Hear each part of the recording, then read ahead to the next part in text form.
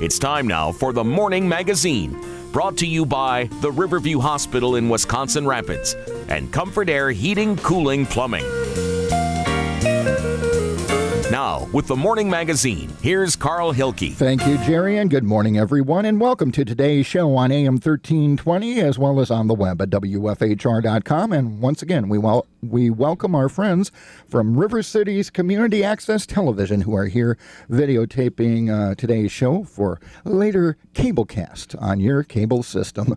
Joining us this morning is Wood County Board Chairman Lance Pliml. Good morning, sir. Carl, thank you for having me in the always sunny WFHR studios here in Wisconsin Rapids. Always appreciate it. And always glad to have you here. Well, let's get right to the headline story of the day as we're talking, and that's what's going to be done with the Wood County dispatch system. I guess the county committee is saying they want to continue the current arrangement after Kelly Zenz left last month without, I guess, giving a 2-week notice.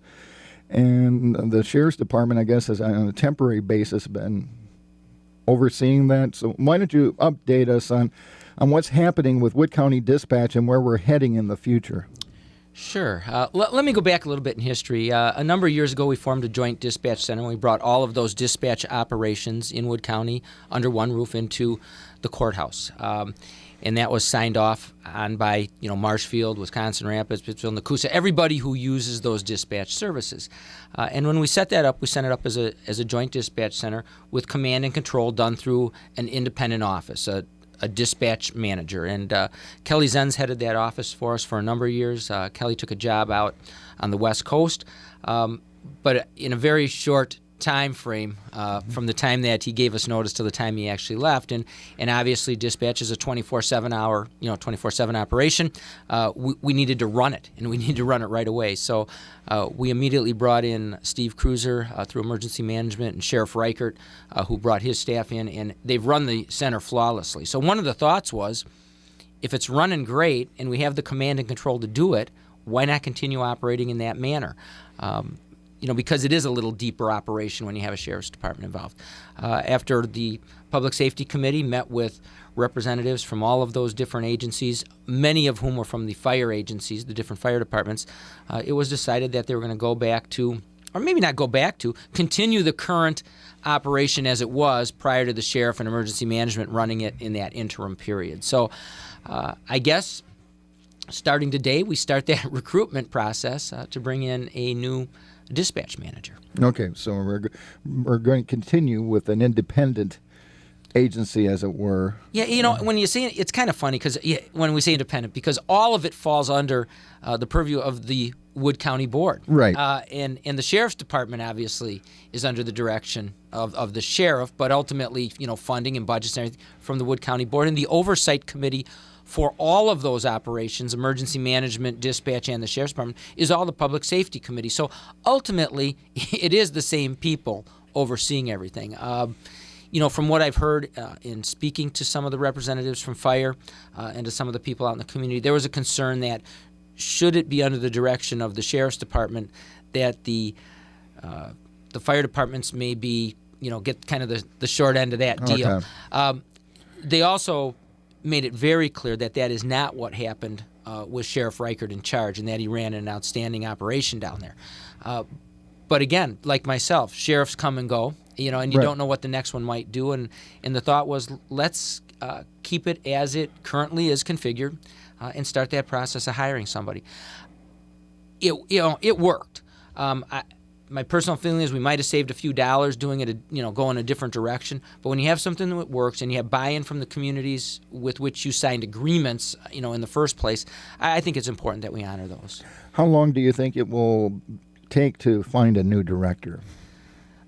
My hope would be, in the neighborhood of a month. But realistically, when you start a search like that, it's probably going to be certainly a regional search and maybe a national search.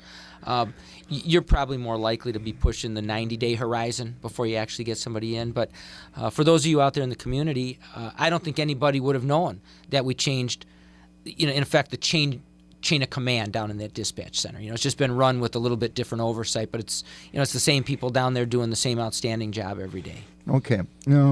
Since we last visited, the budget has been signed. The state budget has been signed into law. And last week I talked with Mayor Verwink about the governor's veto of the portion which had to do with the bridge and involved with the bypass of 8th Street. Give us an update of what this all means. I guess the governor thought that the study that was proposed was jumping ahead of itself because by the time you actually get to building a bridge, another bridge, and you might have to have another environmental study. Yeah, the environmental impact study might be null and void because of the age of it. To make this as clear as mud, let's try to start this way. Back probably close to 30 years ago, when I first came to town and opened my business, there was talk about a bypass running down that corridor, which is pretty close to 28th Street. From where Home Depot is and coming out somewhere near the ridges for those people who are down here. It would tie into County Z and then continue from there over the river into Port Edwards. We tried through a Tiger Grant program a number of years ago to get that project done, and we were not successful in that process. There have recently become monies available through a program called Freight. And through that, we as a county had the opportunity to try to leverage money at about a 3 or 4 to 1 ratio to be able to put that bypass in. It would be greatly beneficial to the people of Wisconsin Rapids, those who come in to shop and those businesses in the area. The traffic on 8th Street at some times a day it's almost impossible to pull in or out of some of those businesses. You got that right. It's extremely difficult. So if we could bypass, that area, especially with the semis, the truck traffic, and some of that going around, the city leaders thought it would be greatly beneficial. If we can help in any way to make those things happen, and in this case, the county would be the people who would, garner those funds and made application, we certainly want to help. It would not cross the river at this time. That funding would not include the bridge, but it would take it from basically Home Depot down to Z and around the city. It would decrease maintenance greatly on 8th Street. So there'd be a long-term savings to the city in that respect. It would enhance that business district down there, and eventually, I assume that bypass then would be jurisdictionally transferred and become the state highway. As time went on, that would make the most sense. I would have loved to have a bridge across the river there. For the last 20 or 30 years, I'm pretty much a firm believer on that infrastructure. If you build it, they will come. Mm-hmm. And what's really difficult for me is when I watch them every 15 or 20 years throw another, pick your number, 100, 200, 300, up to $500 million into the zoo interchange and into the Hone Bridge and into all those projects in Milwaukee. We never seem to get our share. And we have, business that needs it here. We have residents that need it. And yet, due to the number of legislators in those areas and the number of votes they get to cast, money tends to go that direction all the time. I will say that the mayor, the town chairman, the towns in the area, our state representatives have been extremely not only cooperative, but have been instrumental, in trying to secure some of these grants as we go forward. So it was originally in the budget, it was taken out of the budget, and now it looks like under the freight grant we might have the opportunity to leverage about 80% of those dollars to be able to get that bypass done. What's the odds of us getting that grant? Based on past history, 0. No, you never know. It's a competitive process. It's something that they've been telling us that, we're in the running for many years. You'd like to think that it's at least 50-50.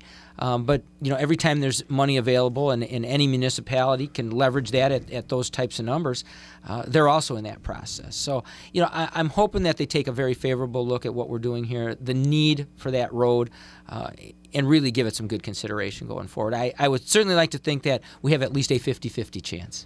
If you're just joining us on the Morning Magazine, welcome. We're having our monthly visit with Wood County Board Chairman Lance Pliml in part 1 of today's show. That gets into the whole idea of transportation funding around the state. And you mentioned it seems like southeastern Wisconsin, that's where a lot of the votes are. It seems to be getting a disproportionate amount. And we're talking about, tighter and tighter transportation budgets. They're still trying to figure out long-term strategy for funding transportation in this state. I know you're, as a member of the County Boards Association, what's the County Boards Association's position as we go forward and look at transportation issues for Wisconsin. Well, right away, in defense of the state legislature somewhat, the current structure we have for funding highways is inadequate. We have a structural deficit every year going in. Right. It's an unsustainable model. It cannot be done. So we have to have different ways to derive revenue to be able to provide those roads. And, without those transportation corridors, you don't have business. Some people say, why are you spending money on roads? Well, without the roads, those businesses don't come to the area or they don't stay in the area. So it's extremely important that we have a vital transportation network. That being said, every time they put a survey out, and the state tends to put a lot of those out asking how we should fund those, everybody says, we agree we need more money, but no, we won't do it in any of these these mechanisms or these ways. One of the things they talked about was open road tolling, which could bring a lot of dollars, especially to that, southeast corner of the state. And a lot of that money would be derived from out-of-state travel. You've heard about the talk about, GPS on every car and monitoring the amount of miles they travel and assessing on that basis. Well, that would kill us up here because it would certainly penalize the rural areas as opposed to those with public transportation and less distance to travel to the different amenities. We know we need to do something, and it can't continually rob Peter to pay Paul, to make the transportation issue work. But we're in a world of hurt. The cost of oil is going up. Asphalt has become extremely expensive. Maintenance of those roads is skyrocketing, and yet, we need to do something. If you want to put on those headsets, I'm going to take a chance here. We're getting a call. So I'm going to see if this person wants to talk to you this morning. Good morning. You're on the Morning Magazine with Wood County Board Chairman Lance Pliml. Yeah, I have a question. It's not for over the back fence. You ain't got to worry about that. Okay. I have a question about this bypass. Now, you're saying that that's going to bring business to town or help the businesses in town. How does bypassing the traffic out of the town and around it help the businesses inside? And then, two, what about the people that get displaced because of this new road going in? All of those are extremely important considerations, and something. I mean, you even have businesses that get displaced because of this road. A lot of the groundwork had already been done on this project when they looked at the Tiger Grant, and I'm not exactly sure, but I think there were only about 12 properties that would need to be acquired yet in that process, where right-of-way didn't already exist. And we are working with the city, on that at this time. You're right, though. I mean, that thought and how that happens is extremely important. I think if you talk to some of the people down in State Street in Madison, when they closed State Street and made a pedestrian mall, in some ways decreased traffic down there to businesses. Some of these people that you're displacing are senior citizens too, and that's very difficult for seniors to pack up and move.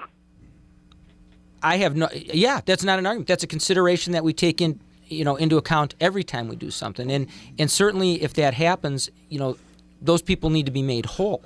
I just don't see how bypassing the city helps the city. Well, let me touch on that, Carl. Let's let him explain that, because there is a traffic problem, and businesses have complained about this for a long time. People can't get into my store because of all the traffic. Yeah, it's essentially generally driven by business and their considerations and what they've asked for. It is not a shopper-friendly area due to the truck traffic and the amount of traffic, and the fact that a lot of people, just due to the amount of traffic at times, don't want to go down there and shop. They're shopping the fringes. So the conversation was actually driven by the businesses to begin with, where they would like to see that happen and become more of a shopping area and not a transportation throughway.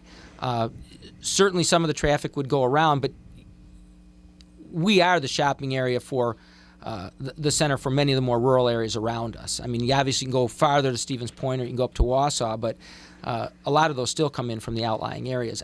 The businesses think that it will enhance business, and we're certainly not trying to ram something down somebody's throat. There's a lot of conversation that has to happen here. There has to be buy-in from the city, the county, the state, the towns and villages, and then those property owners. You just can't, like you said, tear people out of homes and move them without viable alternatives. Okay.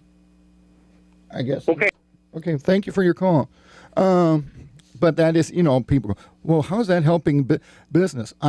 Since I live on 2 Mile, and I drive 8th Street a lot, there are times when, and I've seen numerous accidents involving people making lane changes or trying to get into a business. It can get scary, especially during rush hour times when you got people going to and from work and you got other people trying to get into a business. Absolutely, Carl. Everything has to be looked at, and it's hard to make generalized statements. Sure. But, if I just take the Wausau area, for instance, I don't think the construction of 29 or some of the bypasses they built have hurt businesses. They've probably helped businesses because they bring traffic into the area much quicker, and those people know that those businesses exist, and they know how to get there when they're signed well. And when you develop an area as both a traffic and even pedestrian-friendly area, you have the opportunity to probably do more business. But, this is going to happen only with the input and the consideration of those businesses, because it makes no sense to bypass something at the detriment or to the detriment of somebody. Okay. In terms of the overall budget and how it affects the county, what's been your first impression, and what are some of the things you're hearing from the county's finance experts? I think the state budget is probably a neutral budget. It's a pretty good budget. It didn't cut much. It didn't really add much, but fairly neutral. And I think we're going to be able to make things work from a county perspective. I spoke to a group last night very briefly again, and I can sum up some of the state surveys they send out, to everybody. They ask you to check 15 or 20 boxes. And generally speaking, if I summed it up all the way through, it's taxes are too high. Generally speaking, we provide too many entitlements. Those are the two answers we get. And yet when we ask people where we should cut and put those out in those surveys, nowhere do they ever list a place we really should cut, which is kind of interesting. It's always someone else's entitlement. It's always someone else's entitlement. My entitlement is a need. but the one thing I like to talk about, and it's been our board, and some of those people still serve, some served in the past. But in Wood County, we have cut our mill rate, our tax rate, from about $5.72 to about $4.70 roughly in the past 16 years. We've cut our total levy from $120 million down to just a little over $90 million. We've gone from, over 900 employee names to just over 600 employee names in the system. And I think most of the people would say we did that without cutting any services. So we constantly look at efficiencies. We constantly look at better ways to do things. And I have confidence that the state is trying to do the same thing. They're trying to be business friendly. They're trying to cut taxes. They're trying to keep more dollars into your pockets, so you have the ability to spend those where you want. And yet, while they did that, I think the budget from a county budgeting perspective is pretty neutral. We had some successes in some of the social service areas, income maintenance in some areas, child support where we thought we were going to be really hammered, where we ended up coming out pretty whole at the end of the day. It's never easy. It's not getting easier. But I think our board has done an outstanding job of trying to be responsible, with your dollars. And you mentioned it's never getting easier. Going forward, is the county going to have to take an additional look at different ways of doing things, as it were?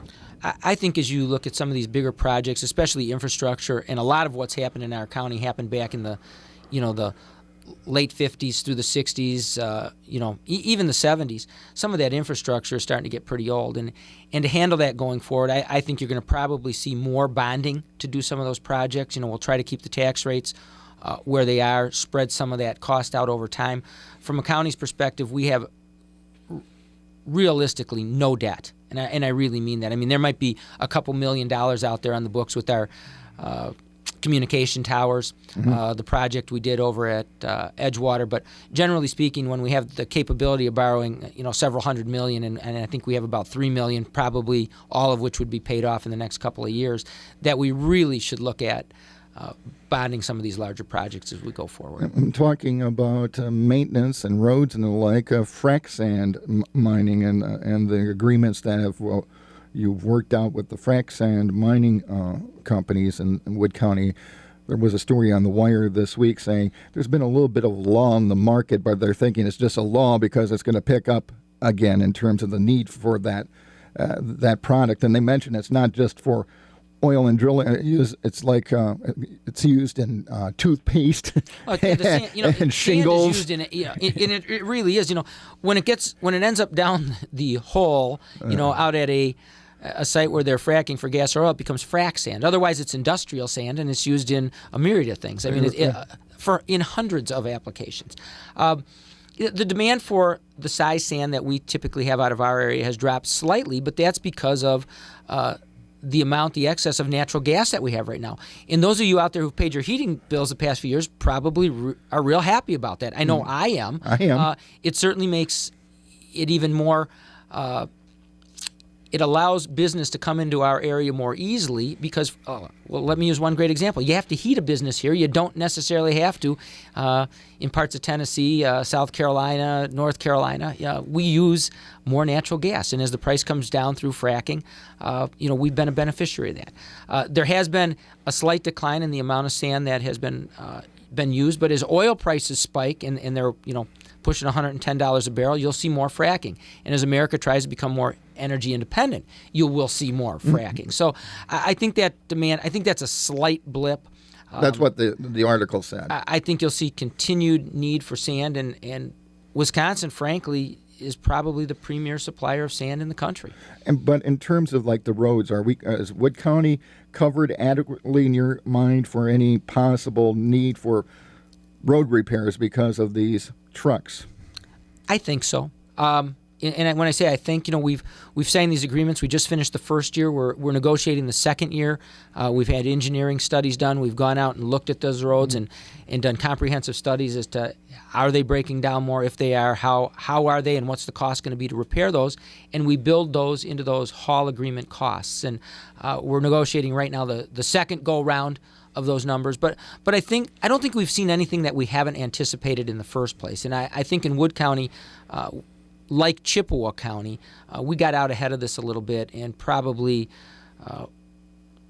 warded off the need to have huge road improvements somewhere in the future because we didn't take a good hard look at this on the front end. Do you think you folks can serve as a model for other counties that are looking at this issue now? Well, I know we have. The real model came out of Chippewa County up there, and we somewhat based our model off of theirs, but the surround, and they have a little bit different topography over there. It's hilly, different soil types. But as the counties over here, I've had calls from Juneau County. I've had people in Monroe County talk to me. Certainly Clark and Jackson.